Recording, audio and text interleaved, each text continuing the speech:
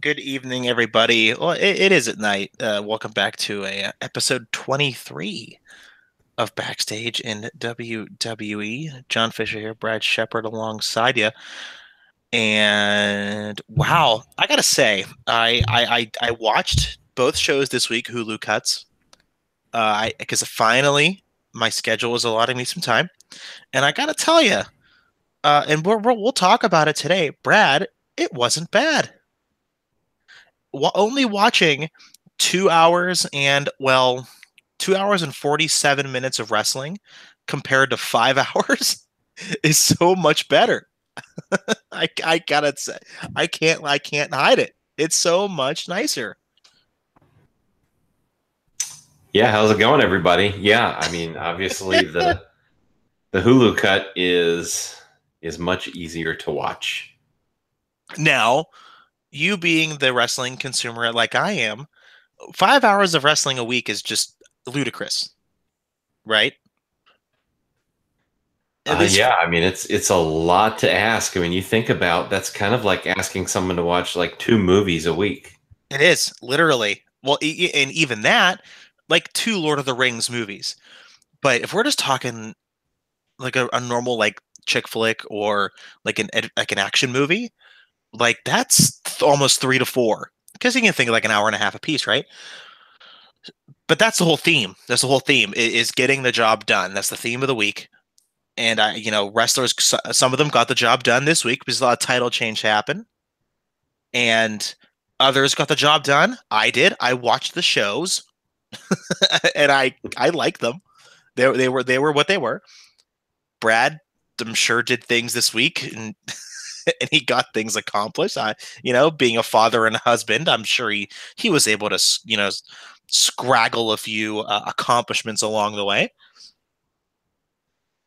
Yeah, yeah, I definitely always have busy days, but Yeah, I always make time for the wrestling.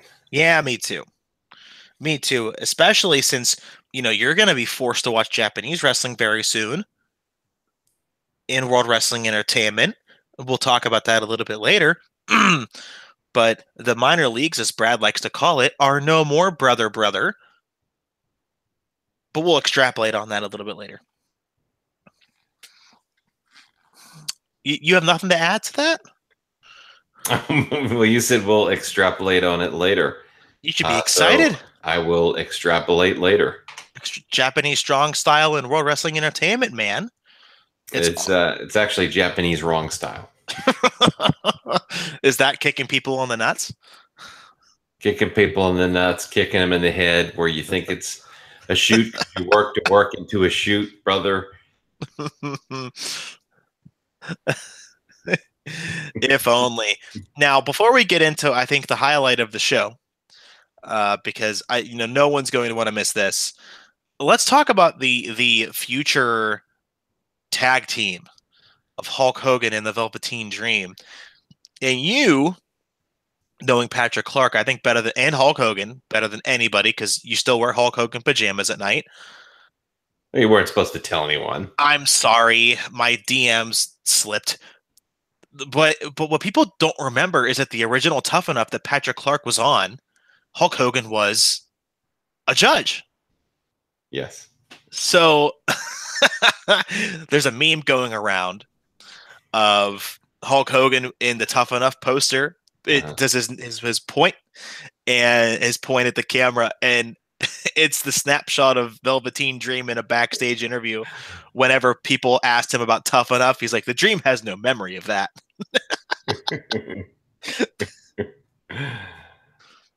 So let's talk about it. Can Hulk Hogan get the Velveteen Dream to the upper echelon of the main card?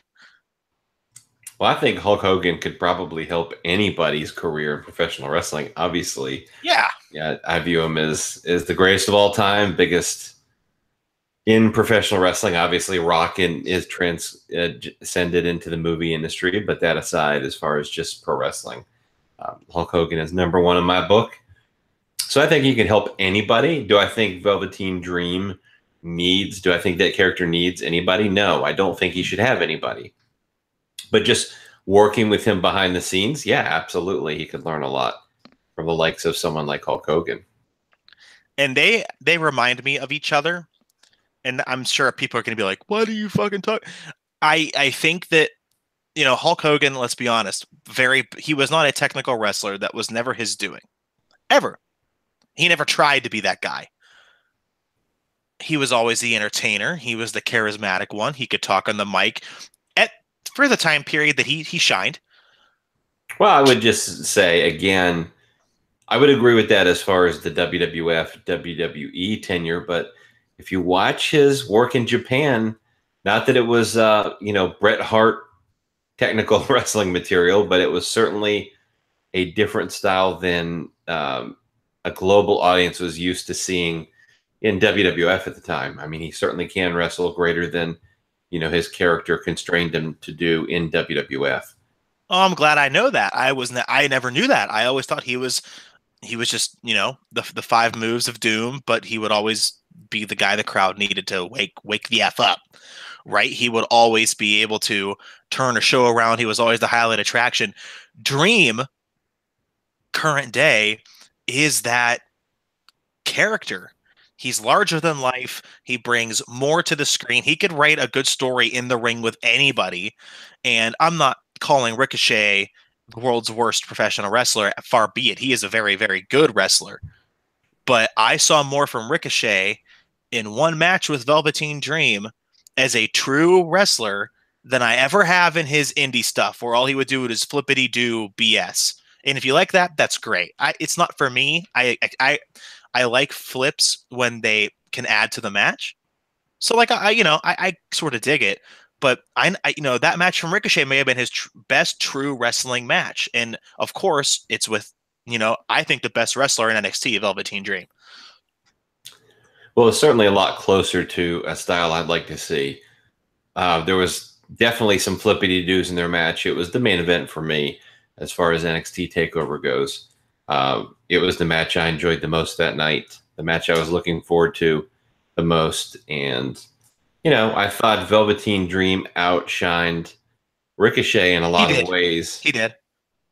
I think that just really kind of exposed Ricochet as not having the character range or charisma that a Velveteen Dream does, who has obviously far less experience. But Ricochet impressed me, though. He was able to wrestle a style that was not akin to what we're used to seeing. Sure, he wasn't 190 miles an hour, and certainly he was at a pace that was more friendly to Velveteen Dream style and what he can do, and that's a good thing. I like the match a lot. Now, before we get into maybe the showstopper, the elbow drop, if you will, did you like Ciampa Gargano? I know I saw your tweet. You loved the ending. I did love the ending. The match was just too long. Okay. Okay. I mean, I'm ready to move on from the feud. I think it should end. Obviously, it's not the case, but I think it should have ended there, and I think the match was too long. But yes, I love the ending. And someone brought up this point that it was never Gargano never said he was going to win. He just said he wanted to kick his ass, and he did. Right. I thought the match was very good. It did carry on a little bit, but I just liked the story they told in the ring, personally, and I thought it was well done. Mm-hmm. That's been, as far as storytelling goes, I mean, those aren't my favorite guys by any stretch of the imagination, but I thought just the storytelling aspect with the characters and how they've presented the entire piece was really well done. There's no denying that. Yeah, I think they did well. Real quick, your prediction: when do we see the Dream come to the main roster, and how do they do it? I hope this year. Survivor Series, you think, ish?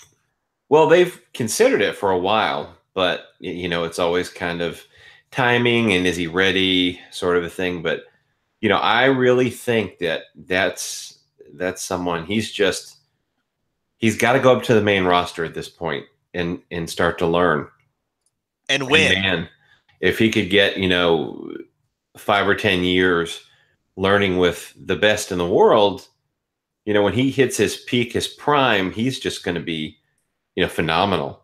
But if you keep a guy in quote unquote developmental for too long, I don't know how that's helping. So I would love to see him on the main roster, and he still has a ways to go on some things, but that's totally okay. That's totally expected. And I think, he outshines plenty of people, even on the main roster, when it comes to understanding his character and how he presents himself in that character and his charisma. I mean, he does that better than so many guys in the main roster already. Mm-hmm. He is. He is.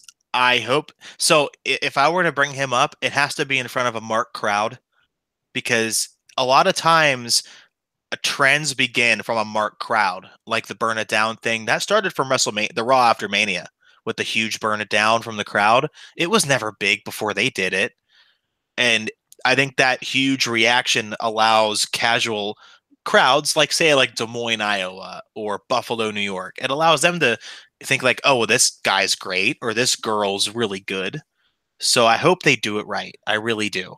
I hope they bring him into like a Chicago crowd or like I would do it Raw after Mania. I hate to wait that long, but I don't know whenever we're going to get a big Raw feel until then. Yeah, I would Maybe, be totally shocked if they waited. I mean, they could do it next year, but I don't see it going. He's obviously going to be in the main roster by next year. yeah. Yeah, he has too much to offer the main roster, I think. And,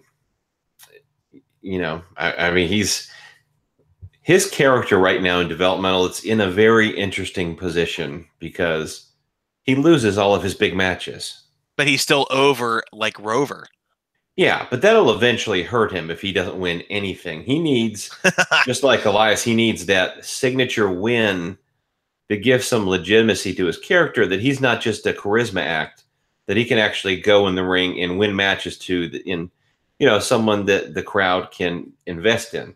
And Yeah. he's got to be a winner to some degree. It's like his character and how over he is with that audience, particularly in NXT, like he can afford, like you said, some losses that maybe others couldn't. But there does come a point where it's too much. They rely on it too much, and it starts to hurt him and his character. So Yeah, I agree. I think at this point, the best thing to do is start preparing a plan to get him up to the main roster. We hope. We can only hope. Okay, and before we get to Raw and SmackDown, and we'll gloss through the important parts that happened. And Brad dropped a couple of exclusives this week, so we will get to those after that. Brad, that's you. Dean has a few things to say. Oh, jeez. Are you kidding me? He hyped this one when he sent it to me, and he hopes that you're ready. Because he does not pull any punches. Remember, the ironclad contract. We have to honor that. We don't have a choice. Shit. Yep. Let's get into it. Play it. Just play it.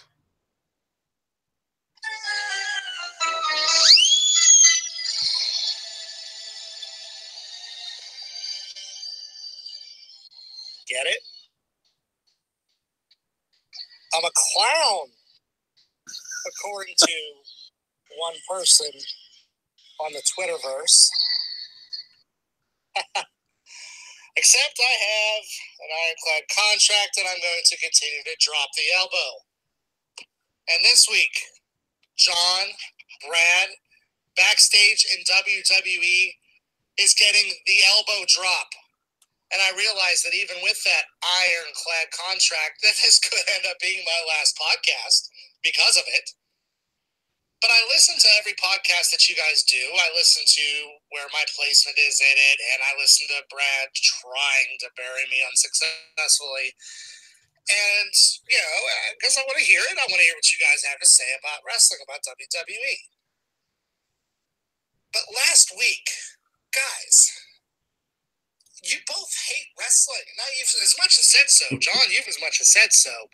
Brad, you don't just seem to say so, but after every 50 tweets that you make, 48 of them are negative, and 2 of them are about Baron Corbin. You guys don't even like the product at all, and you've fallen into the Roman Reigns school of thinking where everyone hates his push, so everyone hates Roman Reigns. Well, now you've just kind of fallen into a self-fulfilling prophecy about hating every single thing with the product, and you can't possibly. You guys have convinced yourself that you don't like anything. And now it's at the point I where like there Baron is Corbin. nothing that WWE can do to satisfy you. So I have a challenge for you. Fix it. Don't just bitch. Don't just whine. Don't just complain. Oh, that sucked. That sucked. That sucked. Give us a direction. What would you book? How could they have done it better? I think they did the Alexa Bliss angle great. I think that having Rusev challenge AJ is kind of a nice stopgap, but it's a nice little thing, and it's just something different. I think that AJ and Shinsuke delivered a Meltzer 5-star match.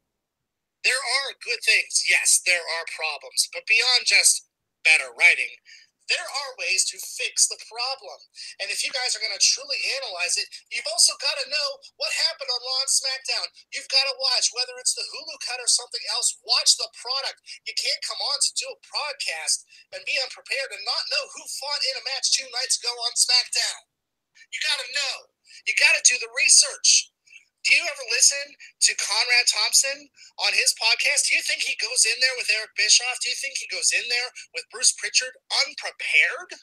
Hell no. You've got to be prepared for what you're delivering. I do my research every single week before I give my 3 or 4 minutes on this podcast. And I make sure that I know exactly what I'm talking about, and I back up everything I criticize or praise with fact or opinion, but it is informed opinion. And the 40-minute podcast last week, you can make it 30 if you end the pregnant pauses. After this, John's going to say, what do you think? And Brad, there's going to be 10 seconds of pause, and you're going to be like, I don't agree. You got to give more. Give us something. Brad, you've got backstage contacts, man. You got information. You have good stuff. You have good content. Deliver it. John, you're bringing it. You're bringing it every week. But, man, even if you don't like the product, if you're doing a wrestling podcast, you've got to watch the product. It's part of what you're doing to make this podcast, this one, successful. And now, Brad, I know you're waiting for this. I said on Twitter that there's one way that I would release myself from the ironclad contract. Are you ready? No, I said, are you ready? So I'm going to put my money where your mouth is. Brad? Let's keep everything about you away from my mouth. Whoever wins the Universal Championship or the WWE Championship, I'm out for good. The elbow's been dropped, boys, and I'm going to issue you the challenge again. Tell me exactly what you would like to see to make this product better.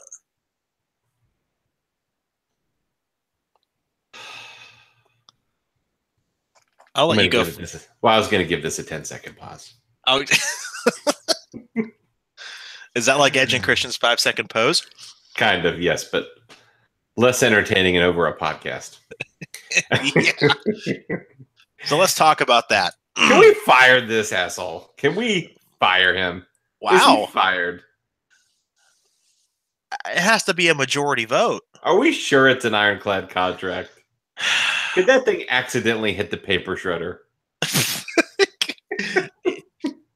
So when I know when I sent his ironclad contract to the management team and I told him to make it ironclad, it's actually an iron. So I can't actually shred it. It's not paper. It's iron. Literally iron. So we have a problem. Very sneaky. Yeah, it was the lawyers. I hate to say it. It just, if you're confident that Baron will win the title, Dean's gone. I am. I do think he is going to be Universal or WWE champion someday. So when that happens, Dean's gone. That's all that has to happen. Unless you have an iron ore factory. Is that a thing? and they can melt it like steel. Can you melt iron? I guess. See, I'm doing research right now because I don't know how to get rid of iron. Well, your body can't get rid of iron. That I do know. How to remove? I can remove a stain. Like if I. And why would an iron? Okay. Anyway.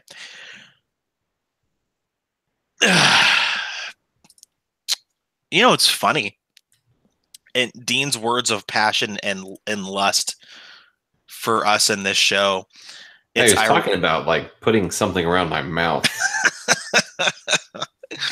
The ironic part is this week was actually pretty good. I think I blacked out when he said that. I'm not quite sure what he was saying. The show wasn't bad this week. Neither of them were. And Money in the Bank was pretty good too. I said pretty good. Seth and Elias had a good match. The wrong man won, but I was thoroughly enjoyed by that. AJ and Shinsuke kept me entertained the whole time. That was easily their best match that they've had out of their 7. Yeah, I thought that was their best match as well. Easily. The women's Money in the Bank was a true Money in the Bank match. Yeah, it was full of botches and boring. Yep, it was a classic. I wouldn't say Money in the Bank. There were a couple of mishaps, but I thought there were some excellent spots that they actually pulled off. At least say this: it was a lot better than last year by a long shot. Last year's was more entertaining to me.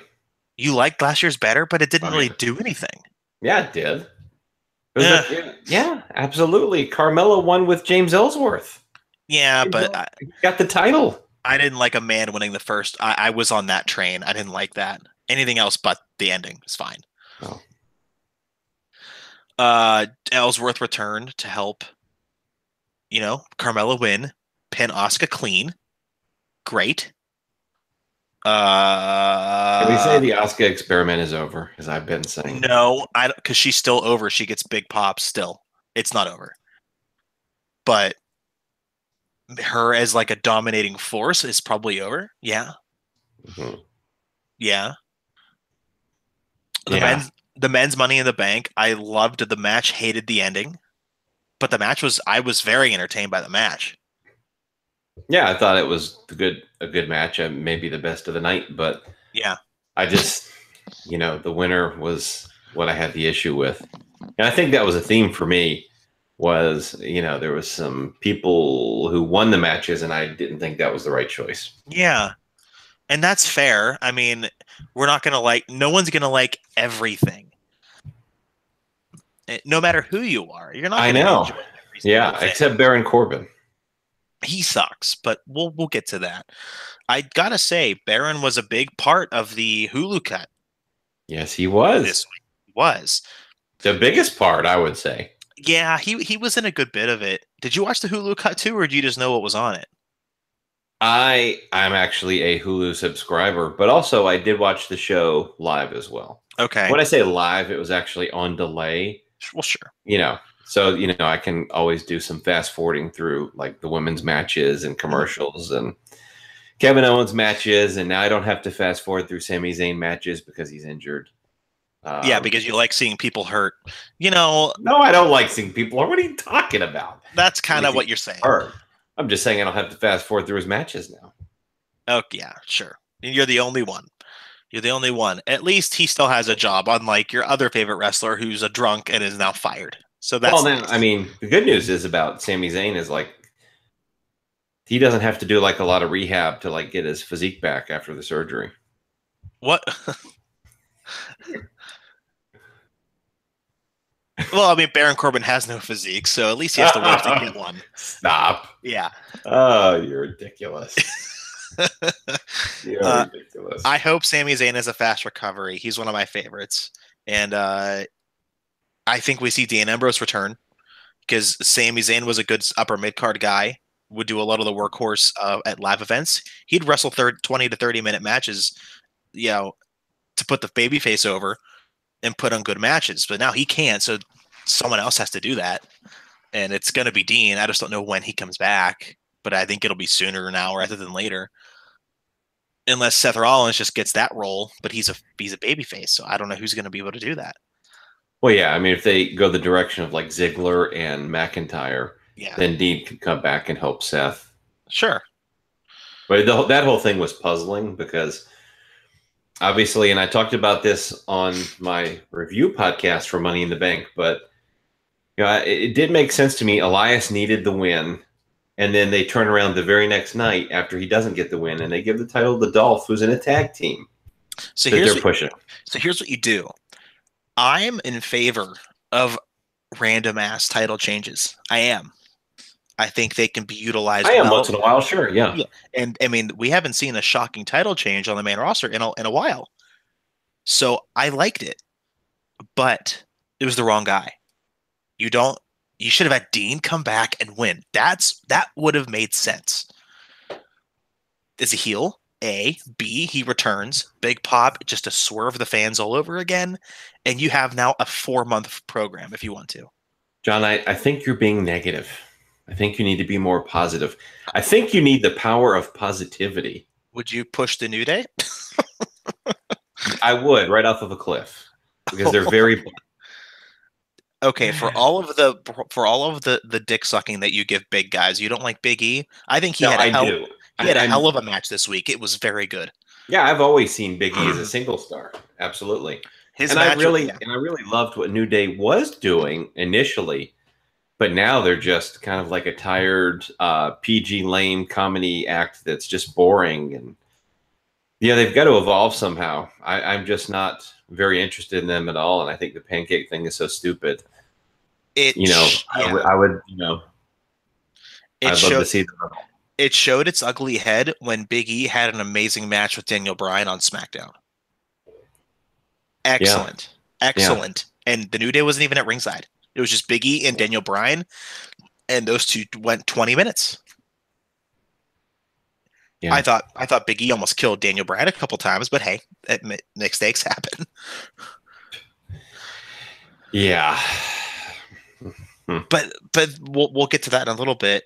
For Monday Night Raw, I mean, the highlights of the show, Dolph winning, it was a cool moment. I enjoyed it. Why not give it to McIntyre, though? Because McIntyre is someone they see is like above the Intercontinental title. Fair enough. I can too. So then, does Drew screw over Dolph and steal the title from him? I don't know, but I think they need to break them up sooner than later. I agree. It was a good way to bring Drew in, I think, but it's something that it's like less is more with them. Yeah. At least for me. So Alexa Bliss is now the old Raw Women's Champion. I think this is the first time Ronda Rousey was booked properly as a badass who don't give a fuck. And man, did she not give a fuck. She's now suspended for 30 days after slamming Kurt Angle to the ground.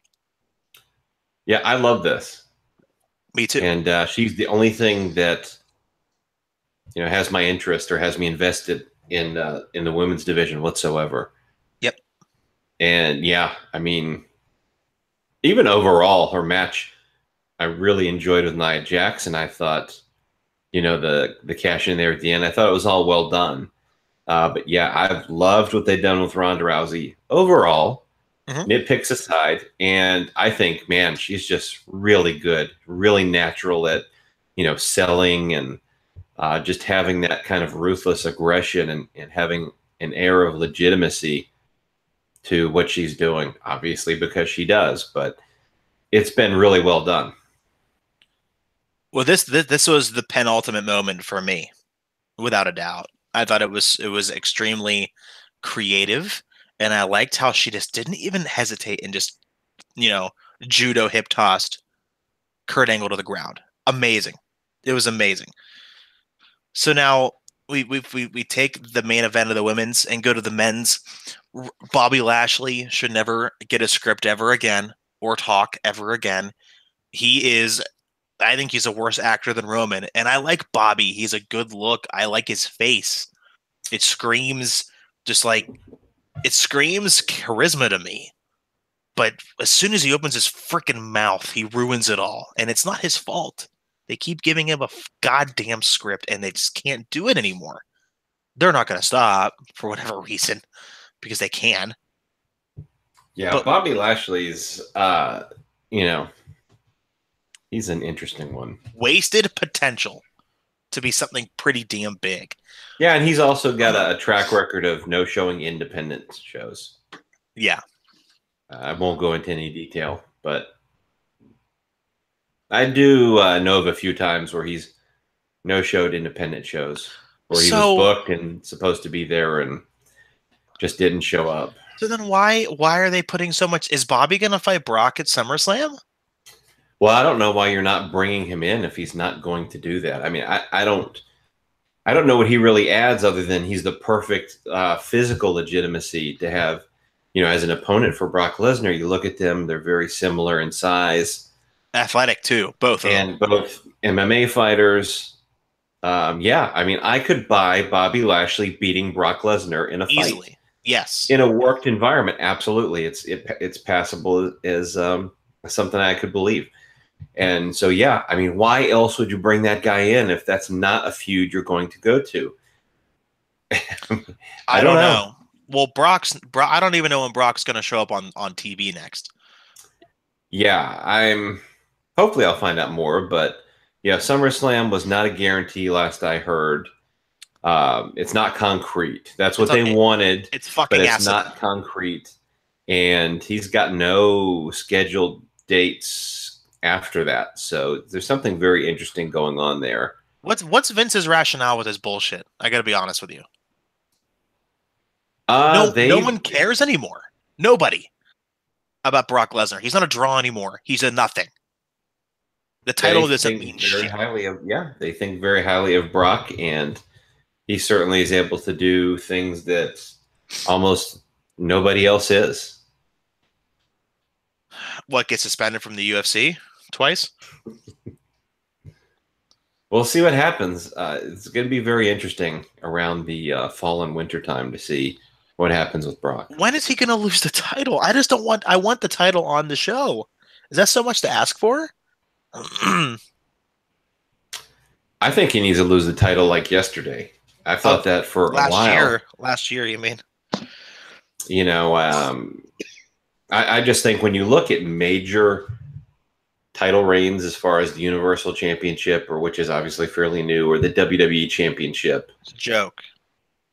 Man, as far as major title reigns where, they've had significant runs with the title. I mean, it's just, I'm trying to think of one that was worse and I can't. Major runs, not someone that won the title and then lost it, in 2 months or whatever, but Kevin major Nash? Runs with the title. Man, I don't know, because he is really, I mean, he's way above the Kevin Nash level as far as the time that he's keeping the title and the time that, he's dominated everybody. Yeah.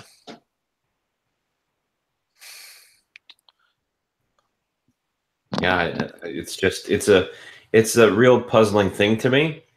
And of course, Roman was going to win, and they changed the plan, and they're doing, they're trying everything they can, throwing whatever against the wall to get him over. And so they've put off this coronation of him beating Brock, and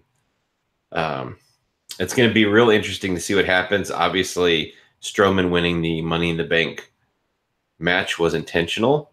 He's got the briefcase; he can cash in at any time, and that's certainly something to watch out for. Do you think they're going to use anytime literally? Well, the whole problem with that is Brock Lesnar is never there. You don't have this is a reason why I thought, that a SmackDown Live person should have won. AJ Styles is your champion. He's on the show every week, so it adds this level of mystery and intrigue. And, could he cash in tonight or next week or that sort of a thing? Whereas, I mean, Brock is never on the fucking show. Yeah. There is no surprise cash in when he's not on the show. But at the same time, you don't want Braun Strowman to do a surprise cash in. You don't need his character to do that. He's a babyface character, and he's a badass. So his character doesn't fit the gimmick that he won to begin with. That's why it should have been someone else. But I agree. The Miz.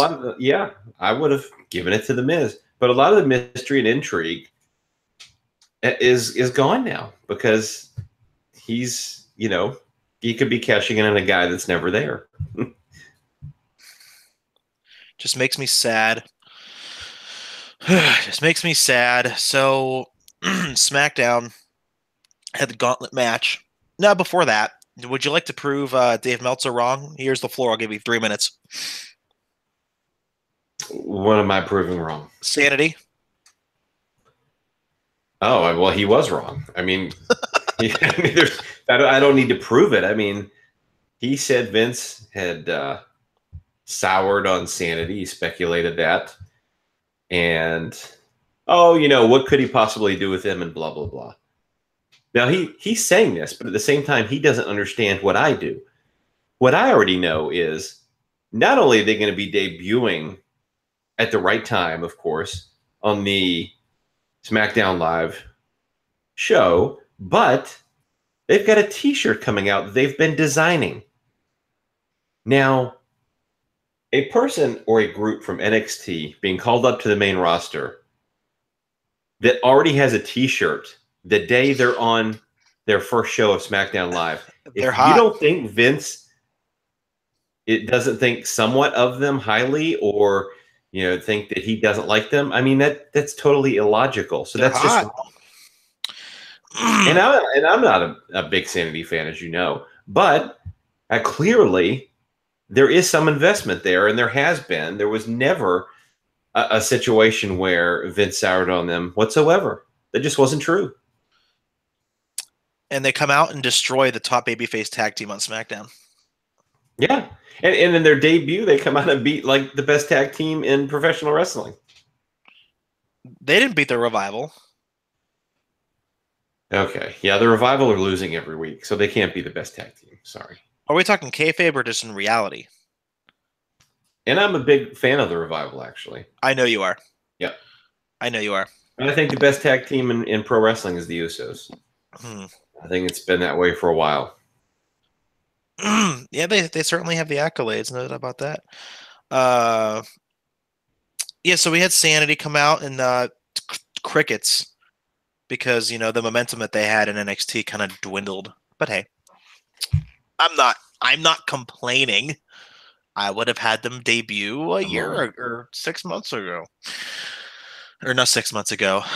Well, yeah, 3 months ago. With the Gauntlet match. The women really didn't do anything for me. Becky Lynch lost again, I think. No, she won. Becky Lynch did win. But it doesn't feel special, though. She should have won Money in the Bank. She had the backing. The fans loved her in Chicago. But yeah, they won't pull the trigger on her. They certainly won't. And I guess I could see why. But she's a fan favorite. They love her. She was a good heel in NXT. She can do both if they let her. The Gauntlet match. So we all know who won. Rusev. So how about that? How about all the reports of them wanting to break up Rusev Day because it was his idea, and break up him and Aiden English and have Lana turn on him and have him turn heel again. He just won the Gauntlet match on SmackDown to become the #1 contender. Yeah, I mean, it's nice. It's like a nice little thing to do. I mean, he's not going to win, but it's a nice little thing to do. It's something different. It gives the fans they liked it who like Rusev something, something important. So it's a cool little thing for them to do, and so it's fine. Yeah, it should be fun, and it's different, and it's not AJ versus Nakamura again. Thank God. Yeah, and that's me saying tired of that. Me too. Yeah, but Daniel Bryan, God bless his little heart, could have broke his neck 6 different times against Big E. Their specific match was very, very good. I was so surprised. I didn't know Big E could work like that. But goddamn, was Daniel Bryan reckless?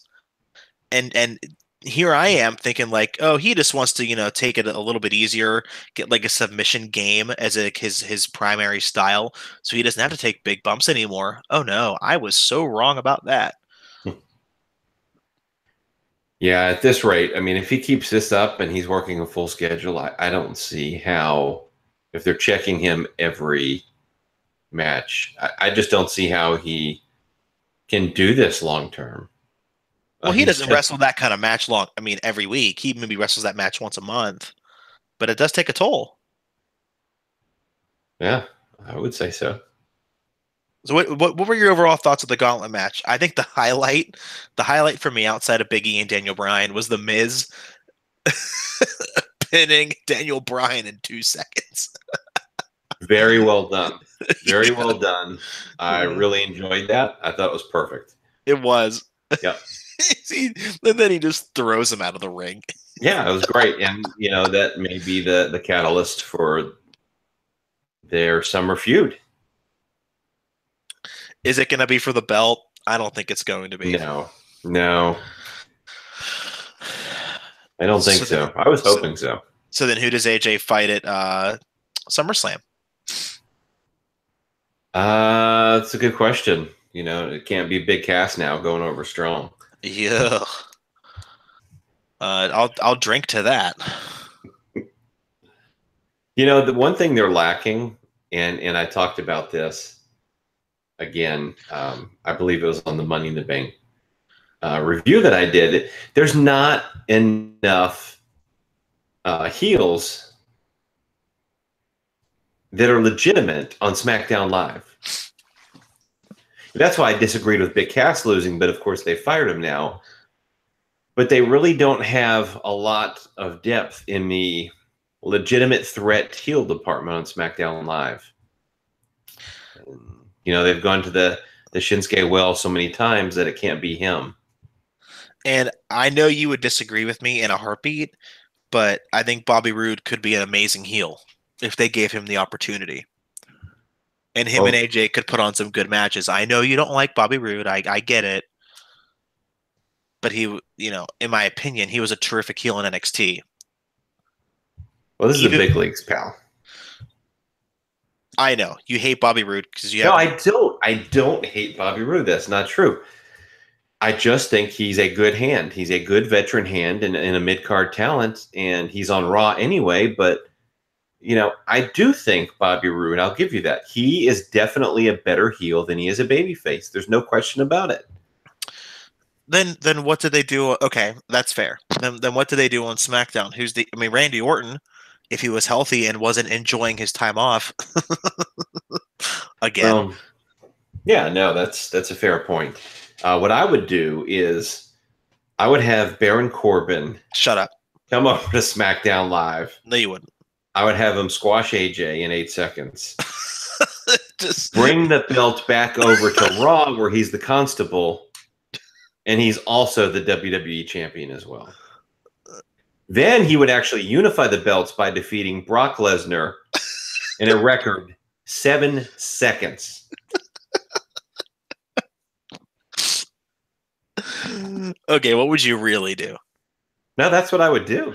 Oh my gosh. No, it's not. It's an interesting situation. I don't know, what they'll do, but they've got to, make someone a legitimate heel pretty quickly, or they're going to keep running into the same matches over and over. Because like even the guys that they're portraying as kind of heels, but they're really not, like Samoa Joe and Rusev, right? Do you think Samoa Joe? I think he could be a main event player, heel. Samoa Joe's a mid-carder to me. Samoa Joe is upper mid-card to me. And that's not an insult. That's just my observation of where he belongs. You know what? Who could be a very good true heel that could fight for the title tomorrow? Who? Velveteen Dream. Yeah. I'm serious. I'm not going to complain. No doubt I would love about to see The Miz take the title from AJ Styles. The only legitimate heel? Yeah, he should. Yeah, I think he that's what I would do. Honestly, with the roster they have, that's what I would do. I would have Miz defeat AJ Styles. And lose to Daniel Bryan at SummerSlam. Oh no, he would squash Daniel Bryan. No. We would just end this yes movement once and for all. Why do you hate Daniel Bryan? Because he's short? Have you seen him, pal? He's like 5'8". Yeah, he doesn't eat meat. He's a vegan. No, of course, no. Yeah. I think probably the match would be obviously Daniel Bryan beating The Miz if they could trust him in that role.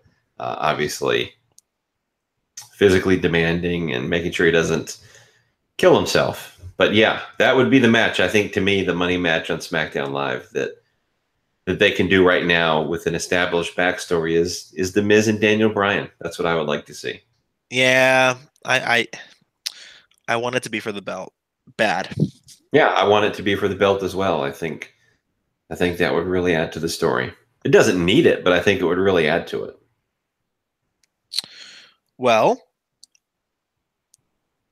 let's talk about some exclusives. What did you drop this week there? What did I drop? That's a great question. One thing I did drop is someone's drink. What? Get it? Drinking. It was Cass.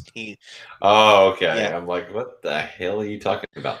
Yeah. So, the interesting thing, like, the reports started coming out, but basically, all of the reports were essentially true in that, there was a series of incidents, and his bad attitude and his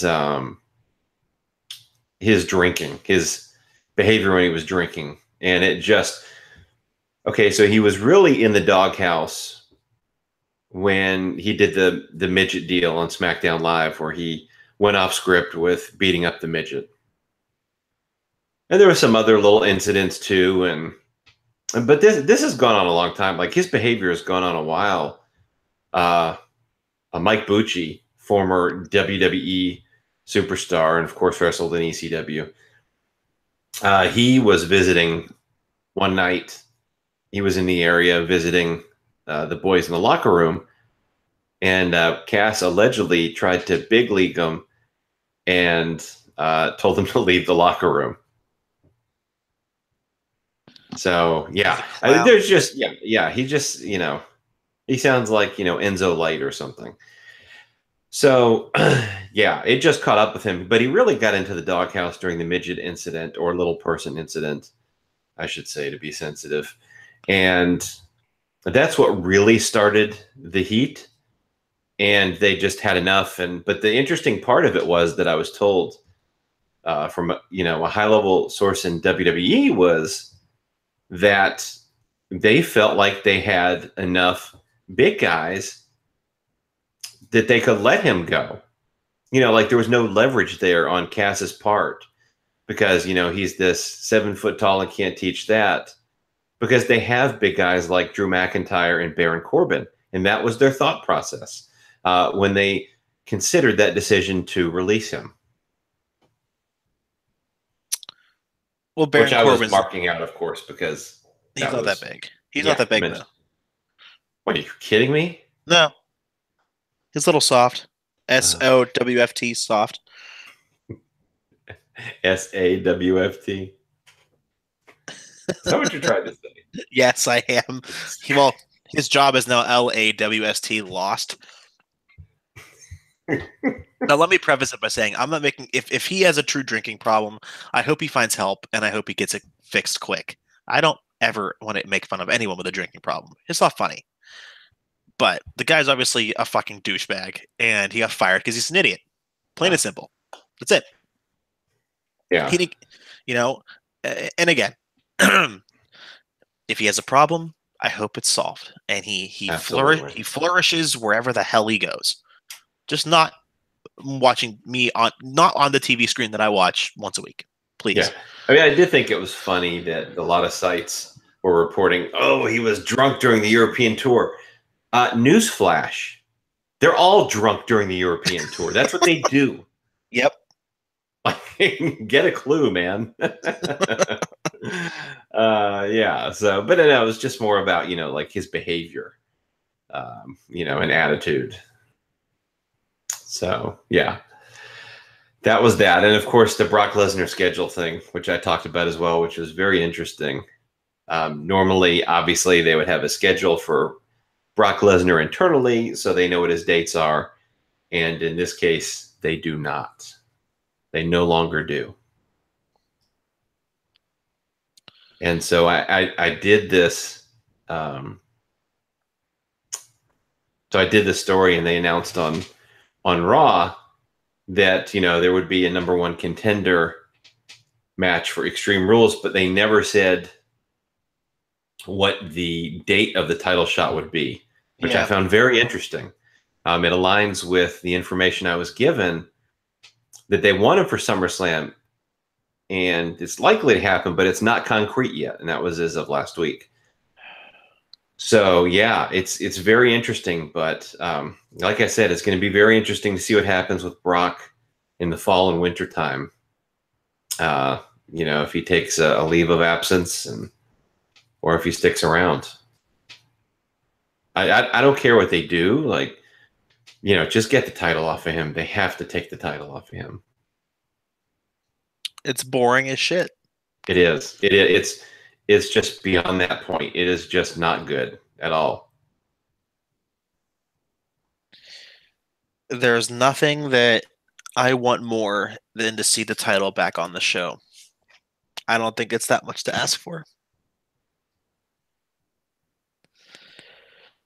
However, I digress.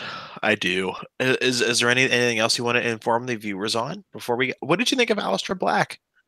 I understand he missed the one kick, but I think I gotta say I think that was on his opponent for not being in the ring. No. I think it was. No, because it looks like I thought Aleister Black looked like he moved and he was out of position when he went for the kick. I didn't see Lars Sullivan move from his position. I don't know. It was bad. It was. I mean, he literally missed him by probably like almost 2 feet. Yeah, he did. But honestly, that can easily happen in simulated combat. So that's fine. You just run with it. Don't sell that shit, man. Don't sell it. It's just terrible. That was the biggest mistake of the match, was Lars Sullivan selling it. And why did he sell it? Because dumbass Aleister Black slapped his thigh to give the noise of the hit. Well, guess what? He hit air. And so it sounded fucking terrible. And when you're 2 feet away and you're slapping your thigh and a guy's just standing there like, what the fuck just happened? And then 3 seconds later, he drops down like he's been hit like a ton of bricks. I mean, it was really bad. It was terrible, actually. I thought the match wasn't great. I think Lars Sullivan is overrated. And I think Aleister Black is a very boring NXT champion, and he needs to drop the title immediately. I agree with everything you said about Black, though. He's one of my favorites. Love his look. It's unique. Like his mystique about him. He's actually good on the mic. They just don't let him cut promos. The few that he has cut have been very good. Yeah, the match was okay. Lars Sullivan's just blech. Yeah. He's Vladimir Kozlov with no personality.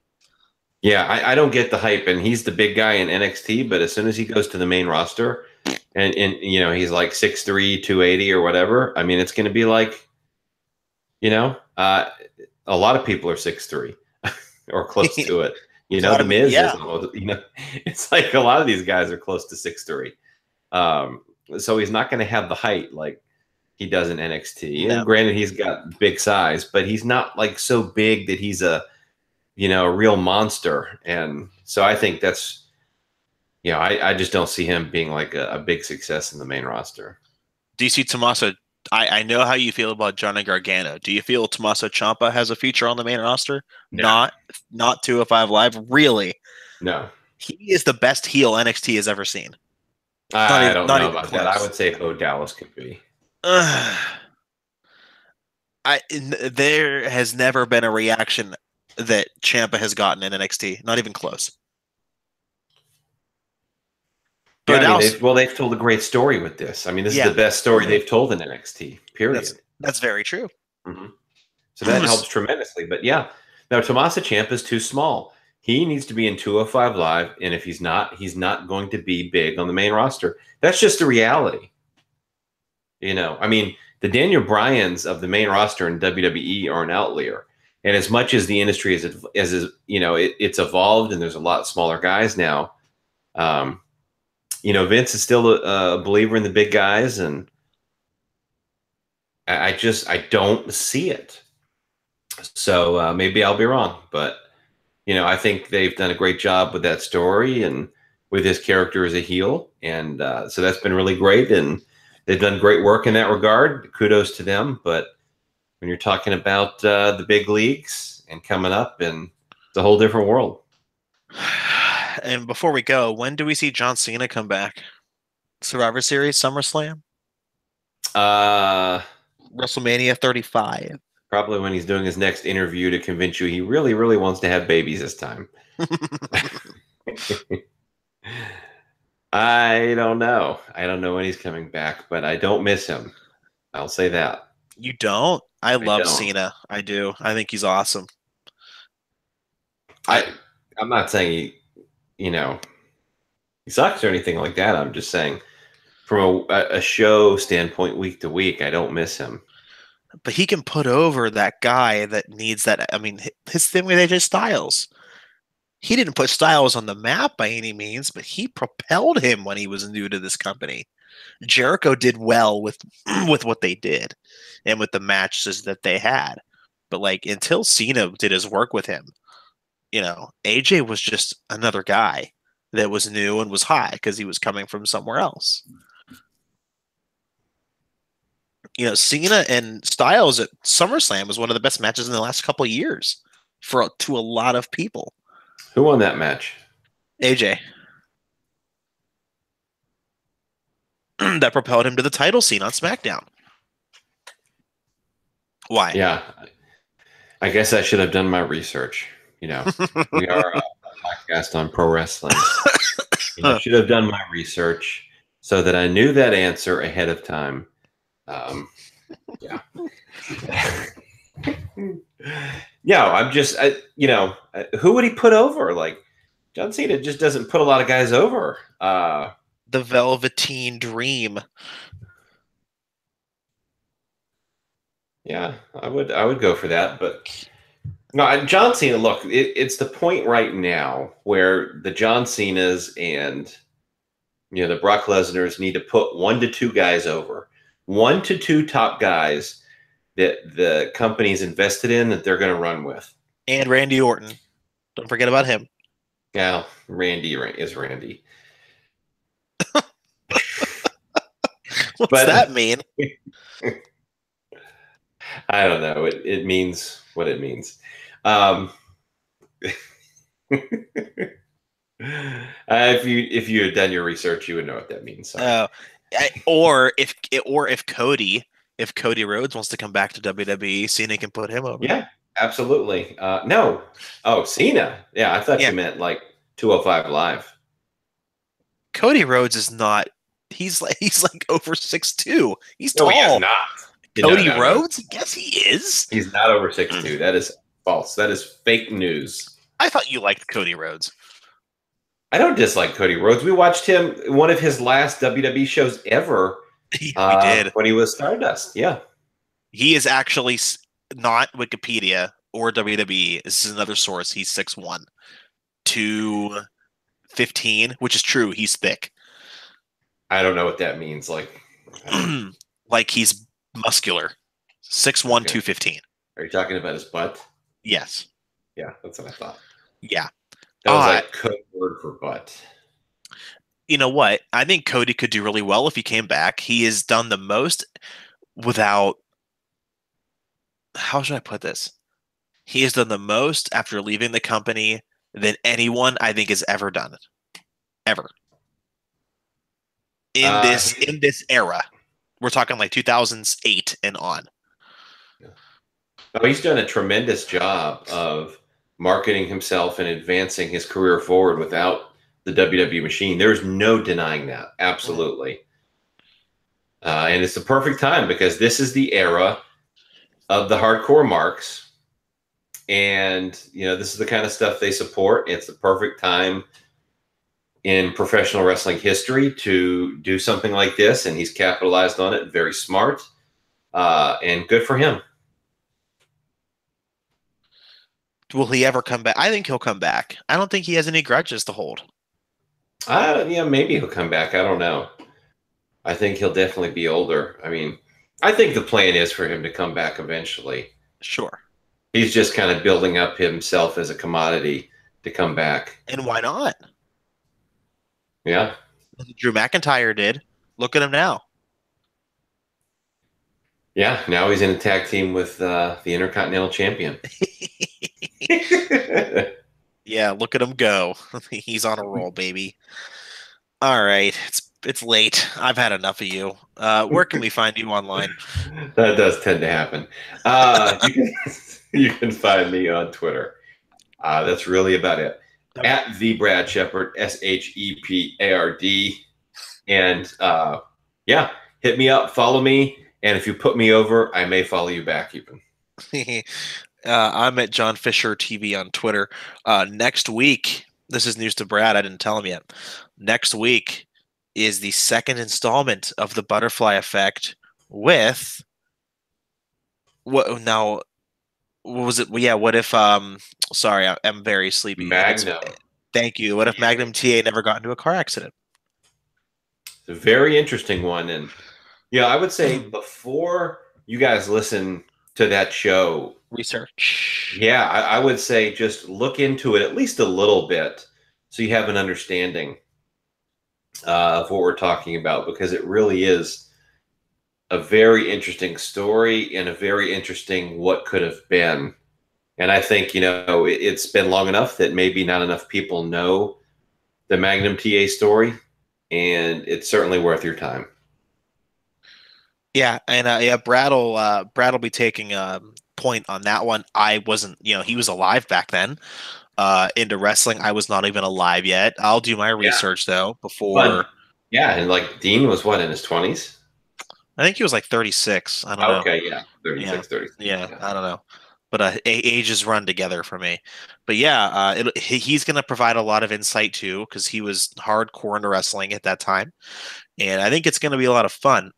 Also, for those of you, I have to assume it's a very small minority of you who listen to the show.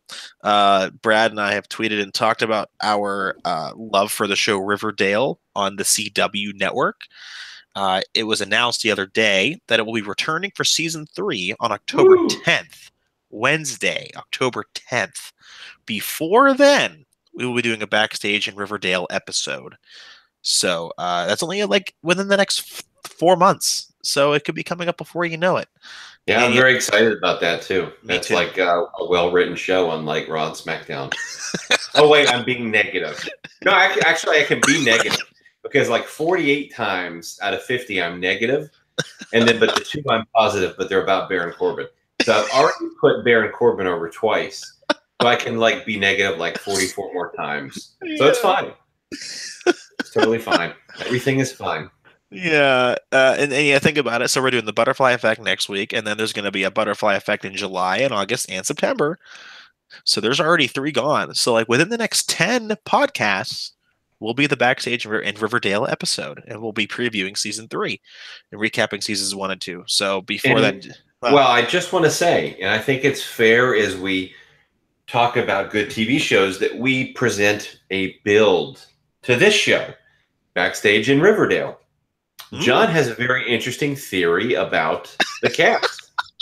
And I don't want to give it away, but you listen to this show, you're going to find this absolutely fascinating. Maybe even titillating. Tintillating? Well, anyway, tintillating. Do you have anything else to add before we go? I never have anything to add, but that never stops me from talking. Okay, we'll see. Maybe I'll drop a hint on my theory for the Riverdale crew next week. We'll see you then.